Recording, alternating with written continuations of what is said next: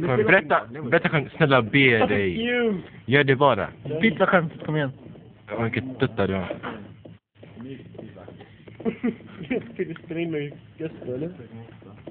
Gör pizzaskämt. Nej, fan. Jag har inte sett den.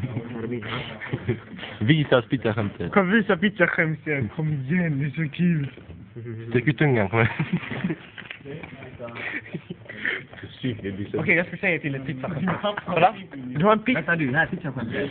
Nej, jag ska dra Hackings favoritskämt. Han tycker jag är askul. Kolla, du har en pizza med radien Z och höjden A. Vad blir volymen? Skriv det på ett papper. Skriv en formel för volymen. Z. Radien är Z. Ja. Z. Man måste säga så, man ska skriva ner den innan de tänker. Men så gjorde du inte på mig. Jag Men hjälpte Det blir pizza. Åh!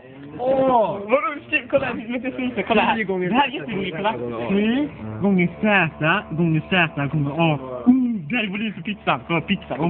Vad kul. Vad det var, du är så förstörd. Vad är det, ariar eller? Det är volymen. Vadå volymen? Det är en cylinder. Aha.